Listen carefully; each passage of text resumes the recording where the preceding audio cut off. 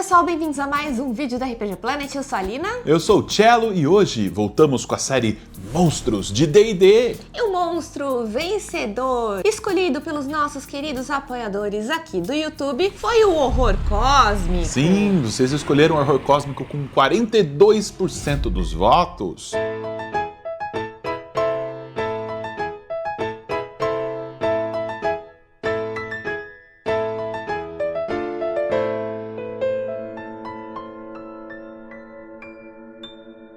Muito bem, Cello, então hoje a gente vai falar sobre o horror cósmico, né? Que eu tenho um certo palpite que acredito que as pessoas escolheram, não por causa do monstro de D&D, mas por causa do subgênero de literatura horror cósmico. Horror Cósmico. E o nome é legal, né, também. É metal. É metal, é muito metal.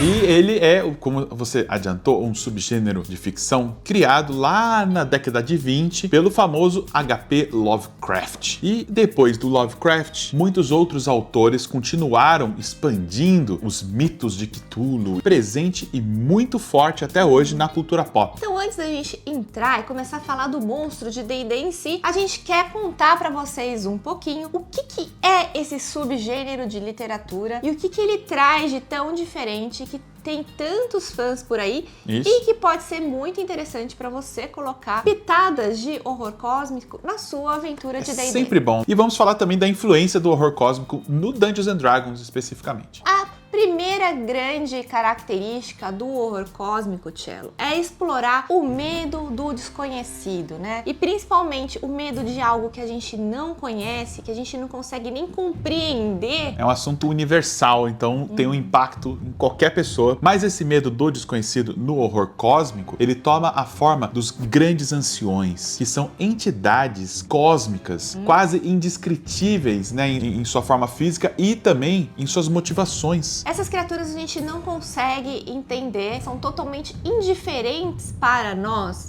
meros mortais. Então não é que necessariamente essas criaturas são malignas, mas essas criaturas não ligam pra gente. Simplesmente somos formiguinhas ali pra eles, que eles não estão. Somos bactérias no caminho deles, né? O que nos leva à segunda grande característica do horror cósmico, que é justamente o terror existencial, né? Aquela sensação terrível de que nós somos apenas uma poeirinha na vastidão do cosmos, né? Confrontar a nossa relevância causa um desconforto muito grande, né? Se você já passou noites acordadas aí contemplando o céu cheio de estrelas, isso, né? Contemplando a existência, por que estamos aqui, o que está acontecendo, você já passou por uma ansiedade dessas, ou até, isso pode escalonar até para um pânico mesmo. Esse é o terror existencial que também é bastante explorado pelo horror cósmico. É meio que tira o ser humano do centro do universo, né? Coloca a gente ali como uma pequena parte, né? Um grãozinho de areia ali no meio disso tudo. O que existe lá fora, né? O que são esses grandes, as estrelas, como se fossem grandes olhos olhando pra gente aqui, né? Então a gente se sente acuado diante do infinito.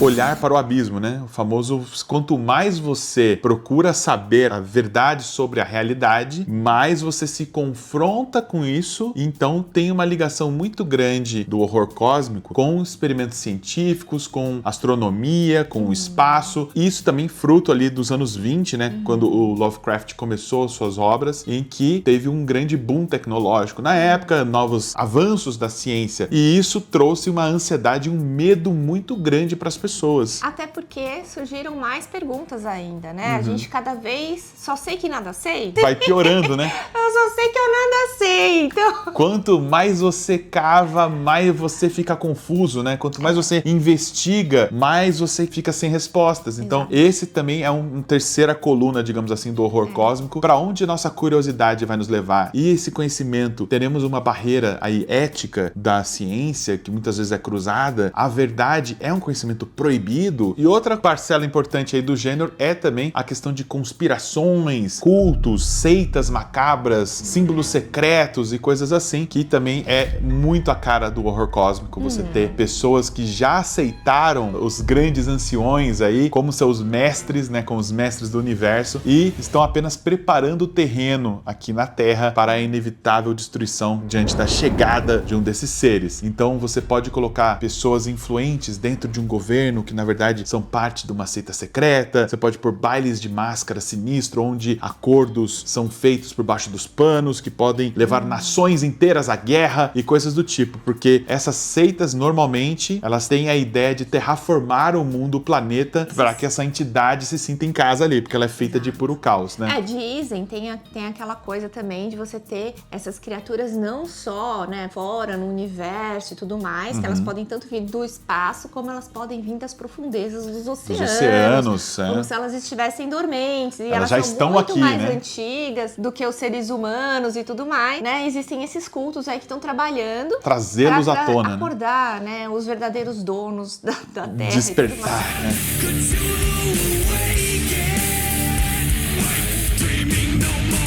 Muito bem, eu acho que cobrimos muito de forma rasa, tá, gente? Que é só pra apresentar pra vocês, né, a ideia do que é. Mas agora vamos falar sobre as influências do horror cósmico e do H.P. Lovecraft, de suas obras e das obras que vieram depois, no Dungeons and Dragons, no nosso querido RPG D&Dzinho maroto, né? Exatamente, porque afinal de contas essa aqui é uma série sobre monstros de Dungeons and Dragons, Isso. né? É verdade. Quer dizer, às vezes não. Bom, em Dungeons and Dragons temos uma referência direta ao H.P. Lovecraft logo no livro dos Mestres, o original, lá de 1979. Lá no Apêndice N. O famoso Apêndice N. O que é o Apêndice N? Era uma parte no livro dos Mestres em que o Gary Gygax, que era o autor do livro, né, cita as influências que levaram ele a escrever o D&D. E você vê influências muito vastas e diferentes. Por exemplo, o sistema de magias de D&D é muito inspirado nas obras de Jack Vance, por isso chamamos de magia vanciana. Temos também a questão de espada e feitiçaria, que vem das obras do Robert E. Howard, de Conan. E uma das pessoas mencionadas no Apêndice N é o próprio H.P. Lovecraft. E aí você pensa comigo, mas é um gênero de horror ligado muito à ficção científica. O que isso tem a ver com D&D, que deveria... É medieval, né? Deveria ser, né, fantasia medieval. A questão é, isso vai explodir sua cabeça agora, D&D não é fantasia medieval. Pronto, falei. D&D é uma colcha de retalhos de fantasia. É verdade, se você pegar Spelljammer, se você pegar Dark Sun, Ravenloft, Planescape, é uma quantidade de influências misturadas ali que faz com que D&D seja seu gênero próprio. O gênero de D&D é mistureba de fantasia, ficção científica. Numa das primeiras aventuras de D&D, por exemplo, você encontra uma nave espacial. Você encontra uma nave que você achava que era uma dungeon, mas era uma nave. Então, D&D eu vejo como seu gênero próprio, né? O seu próprio mundo, seu próprio universo, e o H.P. Lovecraft aparece muito fortemente. Nós vamos ver alguns exemplos.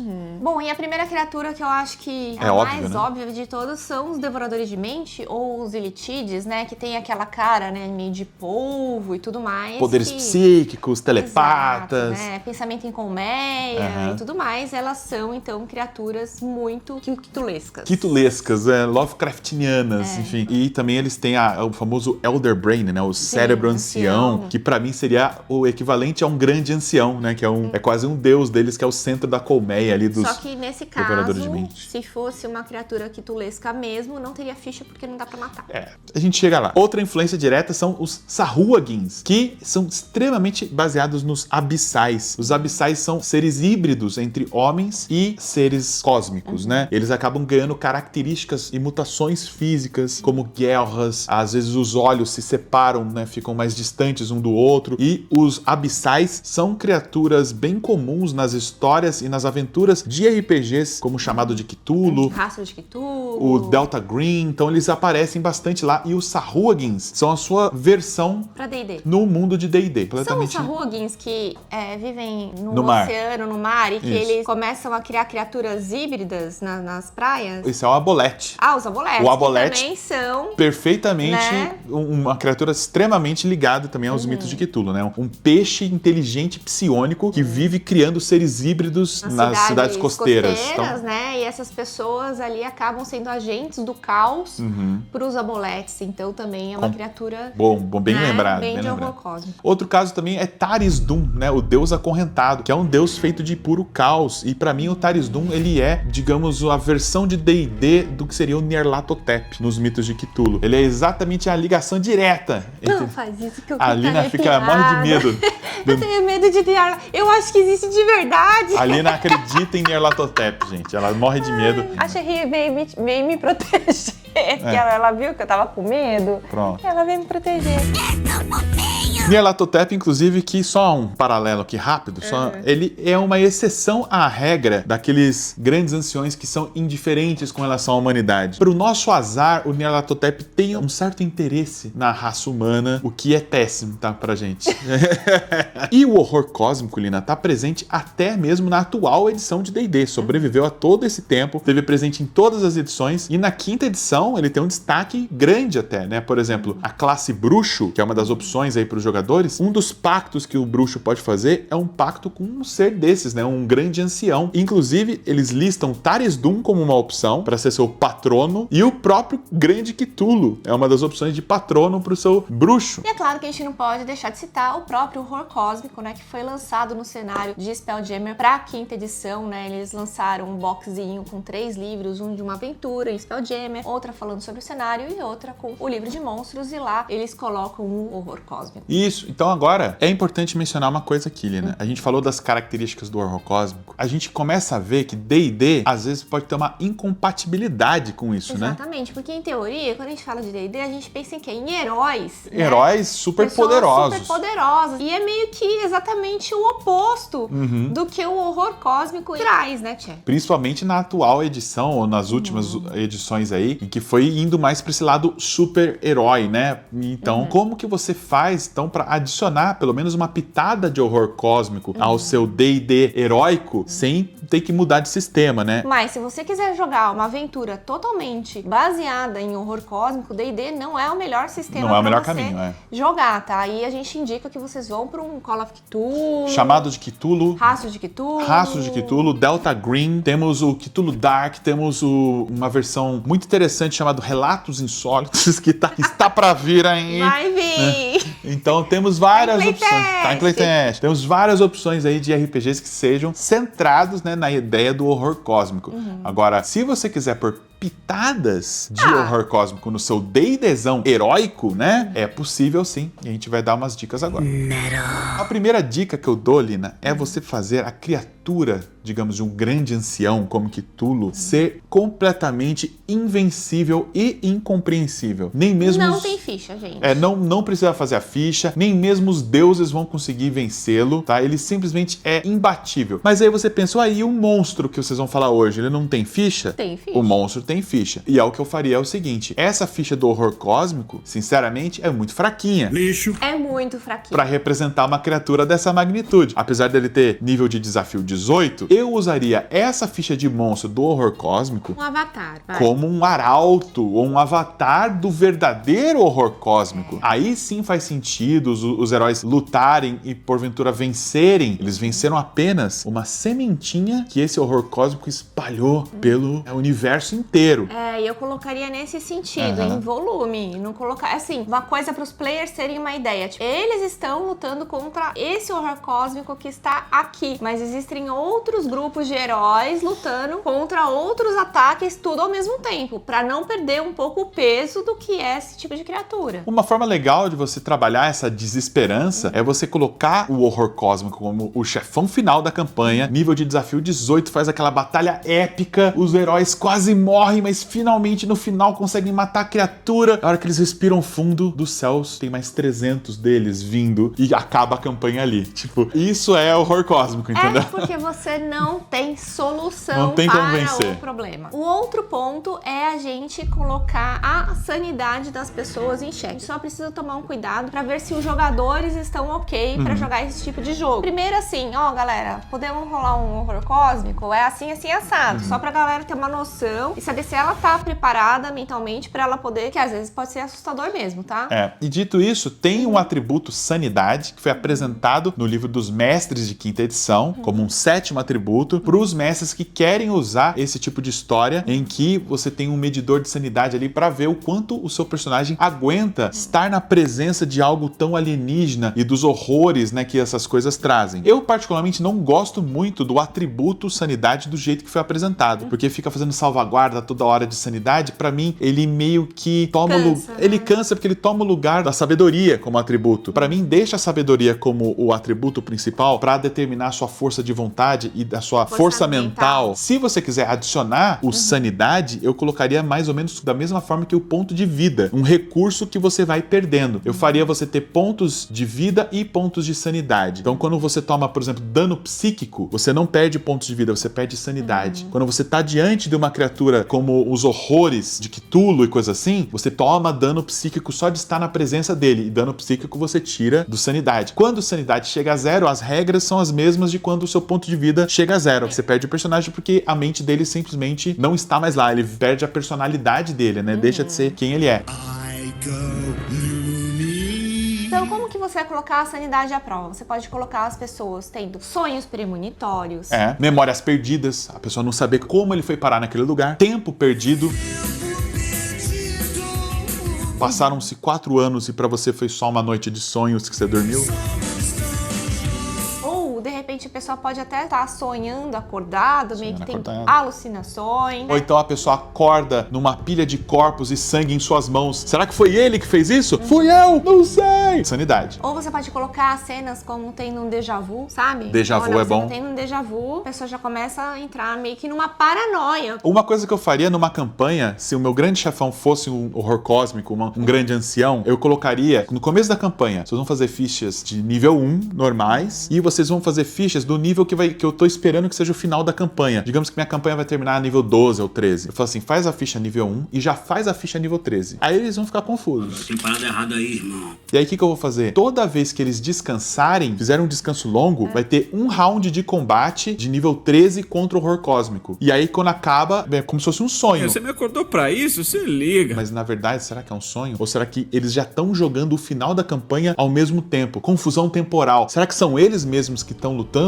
nesses sonhos? É legal. Será que esses sonhos coletivos são eles mesmos de um outro multiverso? Ou são eles no futuro? Eu gostei. Aí, ó. Isso aí no... Quer que eu faça a campanha? A Lina quer jogar a campanha. Digamos que é uma campanha inteira que toda sessão tem um pouquinho da luta final do chefão. Daí você consegue aí embaralhar um pouco a cabeça das pessoas, né? E uma forma muito legal da gente colocar o horror cósmico é acabar com as certezas, Shalom. Porque em D&D a gente tem muitas certezas. A gente tem certezas do plano material, que se a gente for bonzinho, a gente morrer, a gente vai, sei lá, pra Monte Celeste. Se a gente for maligno, a gente vai pro abismo. Que os deuses existem. Exato, entendeu? Que então, milagres acontecem. Que a magia funciona, certo? Então, a gente tem que tentar fazer com que algumas dessas certezas sejam quebradas, né? Em D&D, o que a gente tem que meio que representa o desconhecido? A gente tem o Farhelm, né? Os reinos distantes. O reino distante é uma dimensão dentro do mundo do universo de D&D, né? Uma dimensão alienígena que poucos sabem como é, não está em conformidade com as regras da cosmologia e de onde vêm as aberrações, como observadores, devorador de mente, o abolete, o próprio horror cósmico. Todas essas criaturas do tipo aberração têm a origem nesse reino distante. Nenhuma delas a gente entende as motivações, né? O que elas querem. O reino distante, então, toma o lugar do desconhecido dentro de D&D e dá pra você usar como um lugar onde seus jogadores não sabem o que vai acontecer. Exato. E aí, como que você coloca conceitos do reino distante no plano material, onde vocês estão ali? Temos um portal onde está surgindo tentáculos. Um pedacinho do reino distante. Sabe? No plano material. Boa, pode estar se espalhando uma corrupção do reino distante sobre o seu próprio mundo. E aí você mata aquele clichê, que normalmente é muito comum em aventuras que tem demônios e tudo mais, de tipo, vou te levar para o inferno. Com o reino distante não é assim, você não é levado para o reino distante. A sua realidade vai se tornando uma parte do reino distante aos poucos, essa corrupção vai se espalhando através dos cultistas, das seitas macabras desses grandes anciões. E aí você vai mudando a realidade, gente. Isso. Árvores começam a sair do contorcer. chão, se contorcer, começam a flutuar e elas estão ok ali flutuando, meio que de ponta cabeça. Dá pra fazer uma entendeu? área de gravidade estranha. Invertida, ou instável. Instável, áreas em que tem pedregulhos flutuando, ou áreas de magia morta, onde magia não funciona, lugares que são maiores por dentro do que por fora, pessoas que andam pelas paredes, mas na verdade elas estão no chão em referência a você e você não está em referência a eles. Enfim, algumas opções aí para você aos poucos colocar a insanidade do reino distante diretamente dentro do seu mundo. Eu fico assustada. Imagina uma área que tá se expandindo num lugar, você vê e as pessoas não conseguem sair de lá, como se fosse, sei lá, um buraco negro, criando todas as características estranhas. As pessoas que entraram, você vê que elas não conseguem sair. Ih, não alguém conseguem andou se assistindo From. comunicar. Alguém anda assistindo Origem. Olha Ai, ai. só. Então você tem toda essa questão. E como é que você vai solucionar esse problema? E aí? Não tem solução, essa que é a coisa, né? Aliás, chegamos ao próximo tópico aqui, que é um equilíbrio sutil entre esperança e desesperança. A gente já mencionou a desesperança como um dos momentos ali de maior terror existencial, né? Quando você se depara com algo impossível de ser solucionado ou vencido. Só que num cenário de jogo, é diferente no cenário de literatura. No jogo, se você começa a colocar muita desesperança, os jogadores começam a ver que as consequências das ações deles nem valem a pena. E aí o jogo fica... vira várzea. o jogo fica boring. A pessoa vai, então eu vou lutar com o bicho aí, se morrer, morreu, porque não vai fazer diferença mesmo. Você não pode deixar chegar nesse ponto. Então, se você vê que exagerou muito na desesperança, coloque uma pitadinha de esperança pra animar a galera. É um equilíbrio delicado, mas que vale a pena você ir testando. Bom, e uma outra ideia também é a gente colocar a magia no lugar da ciência, né? Quando a gente pensa em horror cósmico, a gente sempre pensa em ficção científica. E dentro de D&D, né, a gente não fala Tanto muito de sobre a ciência, tecnologia. É a magia que faz no D&D, certo? Não é tecnologia, é feitiçaria. Então a gente coloca aquela coisa que a gente tem no Dark Sun, né? Que a magia corrupta, que se você usar a magia você vai acabar com a natureza, você vai acabar com a força vital que você tem em volta. Você pode usar esse tipo de artifício, colocando a magia pra ela ajudar aí nesse ambiente de horror cósmico. E nessa sensação de conhecimento proibido.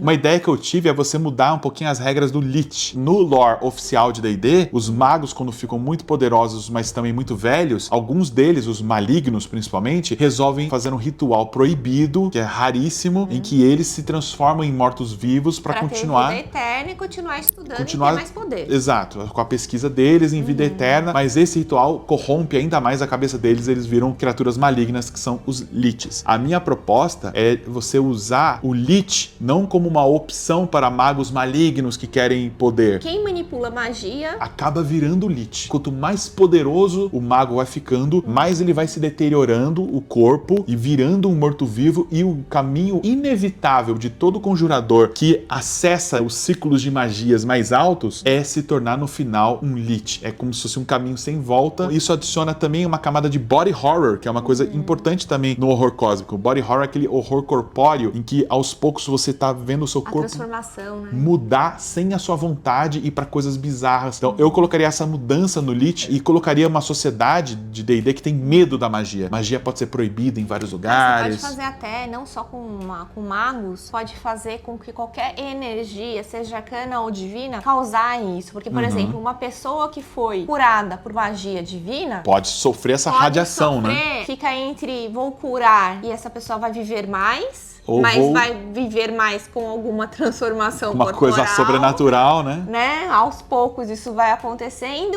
ou eu não curo. E deixa ele lá passando band-aid até passar, né? Exato. São ótimas opções e acho que aumentam ali o grau de escolhas morais que o seu grupo pode tomar. Se eles vão se basear em magia pra isso, vão usar conhecimentos proibidos pra conseguir vencer o vilão. E será que esse conhecimento proibido vem do próprio vilão? Essa energia vem Dá pra você brincar com isso. ou não? Então, Será que os deuses que clérigo está ali orando são realmente deuses? Ou são só mais alguns tentáculos dos grandes anciões se passando por esses deuses e na verdade é só a energia toda ali divina que você acha que vem de algo superior e bondoso? Dava pra gente fazer uma série sobre o horror cósmico. E existe essa série, chama Mistérios de Cthulhu, aqui no RPG Planet. Faz tempo que a gente não lança um vídeo novo. É verdade, a gente tem que falar mais, tem que voltar né? com essa série. A gente parou no Nyarlathotep, não foi? Parou no Nyarlathotep parte 2, que não saiu até hoje, porque a gente ficou maluco pesquisando. Eu tenho muito medo, gente, vocês não estão A Lina fica com medo, foi difícil, mas a gente vai retomar essa série. We have to go back! Mas voltando aqui, então eu usaria magia como esse caminho do conhecimento proibido, com todas essas questões sociais, as pessoas terem medo, com o caminho sem volta para o Lich, que é o estágio final de um arquimago, digamos assim. Eu acho que a gente se empolgou um pouquinho demais. Sim. Falamos muito sobre o horror cósmico e como colocar ele em D&D pra transformar a sua aventura Faltou falar do monstro, diferentona, mas a gente ainda não falou do monstro. Tem um monstro chamado horror cósmico. Aliás, vocês E estão foi aqui... por causa disso que a gente fez esse vídeo. Eu acho que vocês estão aqui pra ver o monstro, né? A gente tá aqui 3 horas falando de outra Rasga coisa. a ficha desse monstro que é muito facinho. Super lixo. Esse monstro não é bom, é por isso que esse vídeo foi pra essa tangente. Mas vamos falar dele. Vamos falar dele, a gente tem obrigação de Temos falar obrigação dele. de falar dele. Vamos lá, o que é o monstro horror cósmico? É uma criatura colossal que vive flutuando no plano astral entre as estrelas, que não tem uma forma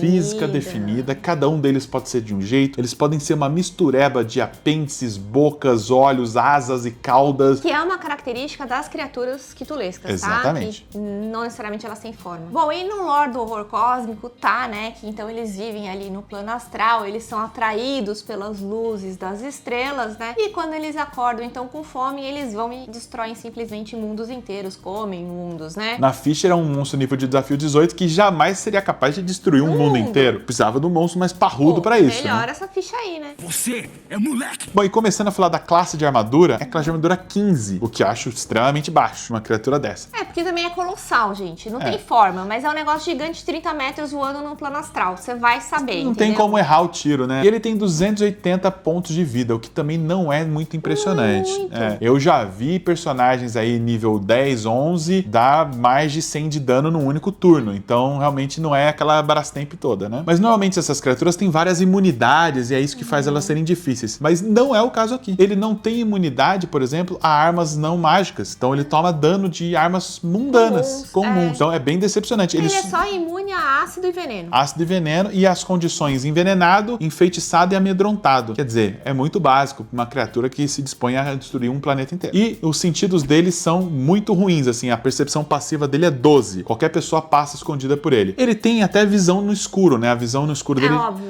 ele no plano astral. Mas ele não tem nem a visão verdadeira. Ele poderia enxergar alguém usando a magia e invisibilidade. Ele não tem. Se você usar a invisibilidade, ele já não te vê. Então o que adianta um bicho desse se ele nem consegue te achar, entendeu? Exato. Então ele é muito basicão. Moleque! Bom, e idiomas, ele fala e entende Deep Speak, que é o idioma das aberrações de Far Realm. E ele consegue se comunicar telepaticamente. Você nunca vai ouvir a voz dessa criatura, você vai sempre Ela vai entrar na sua entrar cabeça. na sua mente. Isso é uma coisa legal. Isso é legal, isso tá dentro do que a gente espera aí do horror cósmico. E como várias criaturas assim desse estilo colossal tem, ele tem a resistência lendária 3 vezes por dia. O que é a resistência lendária? Toda vez que ele falhar numa salvaguarda, ele pode optar por passar. Ele tem isso 3 vezes por dia. Parece um negócio poderoso, mas muitas criaturas têm isso. Não é nada incomum pra um bicho desse, né? E aí vamos pra parte dos ataques dele. Ele só tem 3 ataques por turno. Pra uma criatura cheia de apêndices, bocas, asas e caudas e tentáculos, é muito pouco, eu acho, né? Ele tem um ataque de mordida e 2 ataques de tentáculo. Imagina que ele tá enfrentando um grupo de 5 aventureiros level 12, Cara, 13. o horror cósmico deveria pegar 20 pessoas O grupo ao inteiro, mesmo tempo. exatamente. Na economia de ações, como eles são chamadas, né? A quantidade de ações que os vilões têm contra os heróis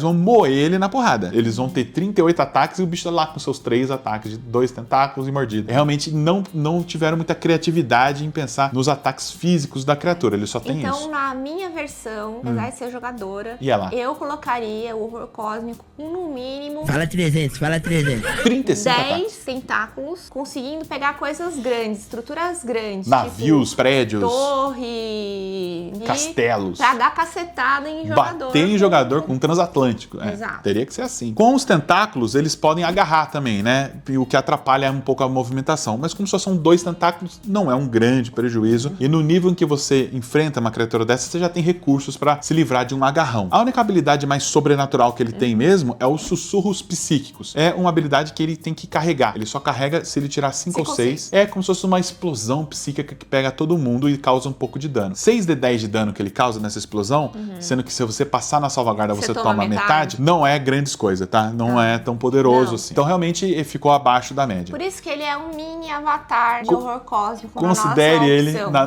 na nossa versão cânone aqui, ele é só um arauto e nada mais. Sabia não? Que merda. Mas pra ajudar ele um pouquinho, ele também tem ações lendárias, né? Que normalmente esses bichões chefes de campanha tem que ter. Ele tem as 3 ações lendárias, ele sempre usa uma ação lendária entre os turnos dos jogadores. Uma delas é esmagar com os tentáculos, né? Qualquer criatura que ele já tenha agarrado, ele pode apertar e dar mais dano. Outra ação lendária que ele tem é um teleporte, que ele pode ir embora alguns metros. Pra 36 metros, se eu não me engano. É, até onde ele possa ver ali, até 36 metros, e ele pode levar pessoas juntos. Pode raptar alguém, pelo menos, bom né? pra ele evitar tomar dano, né? Se ele tá cercado aí de bárbaros level 12, ali apanhando igual um desgraçado, ele pelo menos teleporta pra longe, tranquilo, entre um turno e outro dos jogadores. O outro é um jato de tinta igual de Lula que ele solta, que eu achei meio tosco assim, mas é um jato venenoso de tinta que ele gasta e pega uma área grande e que causa um pouquinho de dano de veneno também. Eu acho que é o primeiro monstro que a gente critica muito. A gente tá muito bravo com ele.